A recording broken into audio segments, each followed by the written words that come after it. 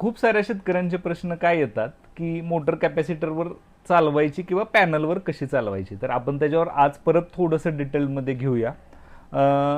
पॅनलमध्ये प्रकार आहेत खूप सारे, आणि सगळ्यात महत्त्वाची गोष्ट काय, पॅनल वापरायच्या आधी की तुमची मोटर कॅपॅसिटरवर चालते का, ही सगळ्यात महत्त्वाची गोष्ट आहे. की मी आधी सांगितल्याप्रमाणे सगळ्याच मोटर कॅपॅसिटरवर चालत नाहीत, तर काही मोटर ह्या कॅपॅसिटरवर चालतात, काही चालत नाहीत.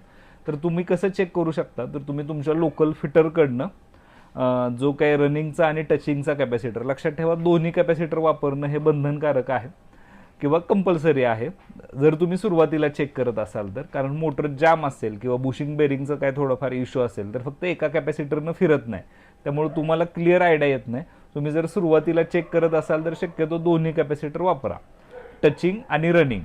टचिंगचा कॅपॅसिटर हा सुरुवातीला फक्त मोटर सुरू होण्यापुरतं एक 10 सेकंद धरून ठेवायचा. रनिंगचा कॅपॅसिटर कंटिन्यू जोडून मोटर चालू करून बघायची. मोटर जर योग्य एम्पियर घेत असेल तर तुम्ही पॅनल हा वापरू शकता. लक्षात ठेवा, मोटर कॅपॅसिटरवर चालणं गरजेचं आहे आणि चालली तरी योग्य एम्पियर घेणं हे गरजेचं आहे. मोटर जास्त एम्पियर घेत असेल तर मोटर जळण्याची दाट शक्यता असते. त्यामुळं तुम्ही आधी ही गोष्ट खात्री करा, मगच पॅनलकडे या. तर पॅनलमध्ये आता तुम्हाला इथं दिसत आहेत साधारणतः 1 2 3 4 5, हे 5 मेनली प्रकार आहेत. ह्याच्यापेक्षाही खूप वेगळे प्रकार आहेत, पण हे 5 मेनली प्रकार आपण धरून चालूया. त्यातले हे 2 आहेत हे ॲनालॉग पॅनल आहेत, की याला फक्त LED इंडिकेशन आहे, आणि बाकीच्या तिन्ही पॅनलला डिस्प्ले आहे, डिजिटल ॲटो आहे आणि इंडिकेशन आहेत. तर आता हे ॲनालॉग पॅनल काय करतात, ज्यावेळेस सिंगल फेज लाईट असेल त्यावेळेस सिंगल फेजचं इंडिकेशन दाखवतात, 3 फेज लाईट असेल तर 3 फेजचं इंडिकेशन दाखवतात. त्याला 2 बटणे येतात, सिंगल फेजचं वेगळं, 3 फेजचं वेगळं. ॲनालॉग पॅनलमध्ये हा ज्यूस म्हणून पॅनल येतं, त्याला एक एक्स्ट्रा इंडिकेशन आहे ज्यूस म्हणून लाईट, म्हणजे काही ठिकाणी जर लाईट कमी जास्त होत असेल तर तो ज्यूस म्हणून येतो. बऱ्यापैकी ठिकाणी आता मॅक्झिमम ठिकाणी ज्यूस पॅनलच प्रेफर करायला लागलेत, कारण लाईट ही कमी जास्त होतेच बऱ्याच ठिकाणी.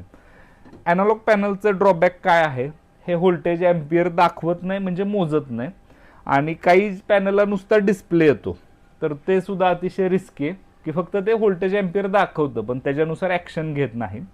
डिजिटल पॅनलचा फायदा काय होतो, की हे तुम्हाला मोटरचं व्होल्टेज एम्पियर दाखवतं आणि dry run, overload, low voltage, high voltage हे सगळे पॅरामीटर त्याच्यामध्ये येतात. आपण इन डिटेल त्याच्या मेनूमध्ये जाऊया आणि काय काय पॅरामीटर आहेत आणि ते कसे सेट करायचे हे बघूया आज. हे सगळ्यात महत्त्वाची गोष्ट आहे. तर सिंगल फेज पॅनल चूज करताना कसा करायचा, जर तुम्हाला खरंच किमतीचा म्हणजे कॉस्ट इफेक्टिव्ह पाहिजेत असेल तर हा रेग्युलर म्हणजे ॲनालॉग पॅनल येतात, हा तुम्हाला बऱ्यापैकी स्वस्त मिळतो. डिजिटल पॅनल हे महाग असतात ॲनालॉग पॅनलपेक्षा, पण डिजिटलमध्ये फायदा काय होतो, तुम्हाला मोटरचं व्होल्टेज कळतं, एम्पियर कळतं. बरं, प्रत्येक शेतकऱ्याला माहिती की मोटरचं 3 फेजचं एम्पियर वेगळं असतं आणि सिंगल फेजचं एम्पियर वेगळं असतं, दोन्हीच्या करंटमध्ये बरीच तफावत असते. तर काही शेतकरी काय करतात, हा पॅनल घेतात आणि त्याच्या शेजारी त्यांचा ड्युअल स्टार्टर जोडतात, म्हणजे जो काय तुमचा स्टार्टर आहे तो जोडतात. त्या तिथं प्रॉब्लेम काय होतो, की तुमच्या रेग्युलर स्टार्टरची सारखी सारखी कॉईल उडती, किंवा ज्या एका फेजचा एम्पियर जास्त असतं, म्हणजे ज्या एका फेजचा करंट हा 18-19 एम्पियर असतं, ती पट्टी सारखी सारखी जळते. हा प्रॉब्लेम खूप साऱ्या शेतकऱ्यांना येतो, की पॅनल जोडलं की आमची कॉईल उडते, कॉईल जाते, असं बरेच शेतकरी म्हणतात. तर त्यांनी काय करायचं, की थोडासा ॲडव्हान्स म्हणजे आतमध्ये स्टार्टर असलेला पॅनल घ्यायचा.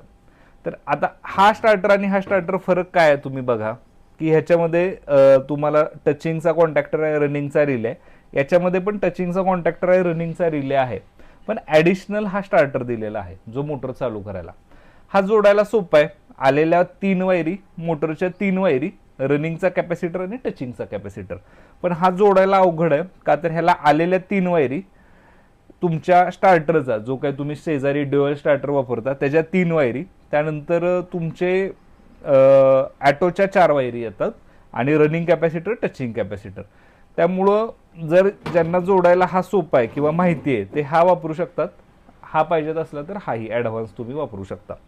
याच्यापेक्षा ॲडव्हान्स आहे ते हे सगळ्यात ॲडव्हान्स मॉडेल येतं. याच्यामध्ये काय येतं तुम्हाला, की आलेल्या 3 वायरी, मोटरच्या 3 वायरी, रनिंग कॅपॅसिटर, टचिंग कॅपॅसिटर, आणि जर लाईट कमी जास्त होत असेल तर हा कॉन्टॅक्टर एक्स्ट्रा ॲडजस्ट करतो. तर तुम्ही नीट सगळे मॉडेल बघून ठेवा.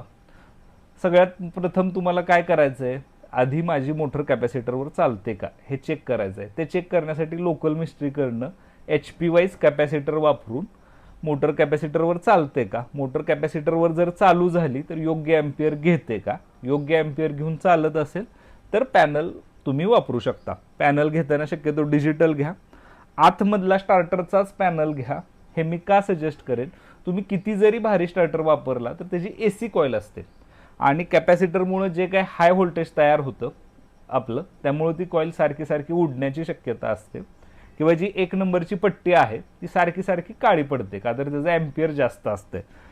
याच्यामध्ये आपण DC स्टार्टर दिलाय, आपण एक सेपरेट व्हिडिओ बनवूया DC starter versus AC starter, फायदे तोटे, तर तुम्हाला लगेच कळेल. याला कॉईल ही DC असते, DC कॉईलला ॲटोमधून सप्लाय येतो. ह्याचा फायदा काय होतो, एकदा टिक्क दिशेने चिटकून बसलं की तो कधीही आवाज करत नाही DC स्टार्टर.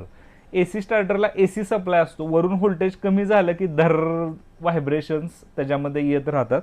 DC स्टार्टरला तसे व्हायब्रेशन येत नाहीत. लाईट जर तुमच्या इथं उड्या मारत म्हणजे कमी जास्त होत असेल तर हा कॉन्टॅक्टर ती लाईट ॲडजस्ट करण्यासाठी दिलेला आहे. या कॉन्टॅक्टरच्या प्रोटेक्शनला आतमध्ये आपण एक MCB दिलेला आहे. तर असा हा पूर्ण पॅनल आहे. हा पॅनल वापरायच्या आधी तुम्ही बाकीच्या 2 गोष्टी खात्री करून घ्या. ह्या सगळ्या योग्य असतील तरच ह्या पॅनलपर्यंत पोहोचा. आपण नेक्स्ट व्हिडिओमध्ये ह्याच्या सेटिंग डिटेल्डमध्ये बघू. या व्यतिरिक्त जर तुम्हाला काय डाऊट असेल तर आमच्या दिलेल्या पत्त्यावर संपर्क साधा. धन्यवाद.